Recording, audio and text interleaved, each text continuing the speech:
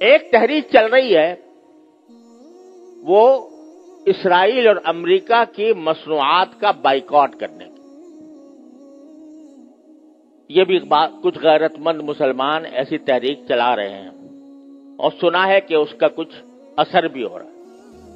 اس میں ایک بات مجھ سے بار بار پوچھی جاتی ہے، وہ یہ ہے کہ یہاں پر جو فرینچائز ہیں جیسے میک ڈونلڈ ہے یا KFC ہے یا اس قسم کے جو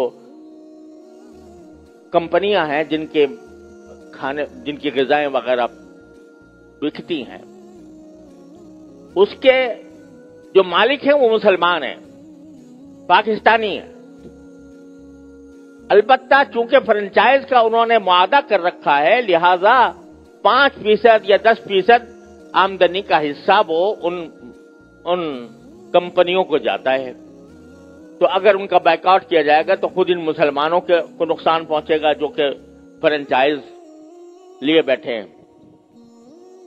تو میں اس کے جواب میں ایک بات عرض کرتا ہوں، وہ یہ کہ یہ مسئلہ فتوے کا نہیں ہے، یہ ایمانی غیرت کا مسئلہ ہے، غیرت ایمانی کا مسئلہ ہے. کسی غیرت مند مسلمان کو یہ گوارا نہیں ہونا چاہیے کہ اس کی آمدنی کا 1 پیسہ بھی کسی ایسے شخص کو پہنچے جو اسرائیل کو مدد دے رہا ہے. یہ انسان کی ایمانی غیرت کا تقاضا ہے. یہ کہنا کہ بھئی 5% جاتا ہے، اب 95% تو ہم کھاتے ہیں. ارے بھائی 95% آپ کھا چکے، بہت الحمدللہ، کافی آپ نے نفع بنا لیا. اب آپ یہ تو کر سکتے ہو کہ اس فرنچائز کو ختم کر کے اپنا کاروبار شروع کر دو. اگر اس کو ختم کر کے اپنا کاروبار شروع کرو گے تو ذرا تھوڑا سا پتہ تو چلے گا ان کو کہ یہ جو ہم دنیا بھر کے اندر ہم اپنی مصنوعات چلا رہے ہیں، دنیا بھر میں ہمارا سکہ چل رہا ہے، اس کا کچھ اثر تو ہوگا. یہ کہنا کہ 5% جا رہا ہے ان کو اور ہم نے 5% جا کے کیا اس میں کیا فرق پڑے گا.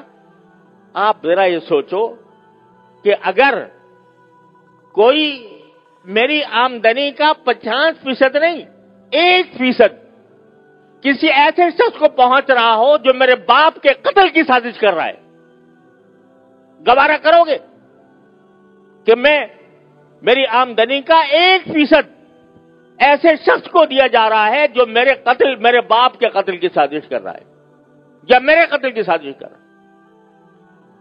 تو یہاں اس کو 1% اور 2% اور 5% سے ناپو گے.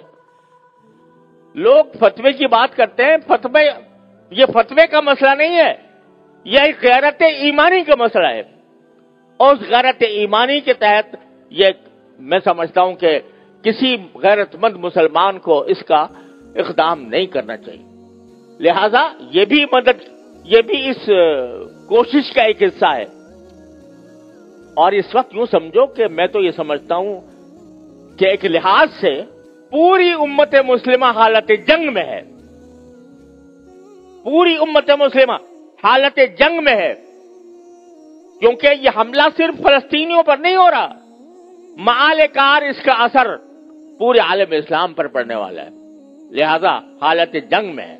جب اس حالت جنگ میں ہے تو جو لوگ کہ عالم اسلام کے خلاف یہ سازش کر رہے ہیں ان کو کسی طرح بھی نفع پہنچانا، چاہے وہ 1 پیسے کا ہو، یہ ایک مسلمان کی غیرت کو اسے گوارا نہیں کرنا چاہیے.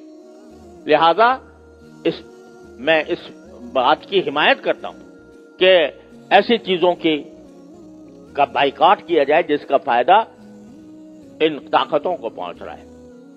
تو اپنی سی کوشش کرو، اللہ تعالیٰ سے دعا جاری رکھو، کوئی وقت خالی نہ جائے جس میں اللہ تعالیٰ سے نہ مانگا جا رہا ہو، اور پھر اللہ کے فیصلے پر راضی رہو.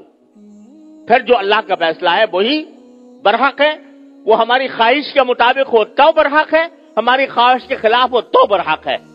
تو بس یہ ہے پریشانی کا علاج. اللہ تبارک و تعالیٰ اپنے فضل و کرم سے ہم سب کو اس پر عمل کی توفیق عطا فرمائے. وآخر دعوانا الحمدللہ رب العالمین.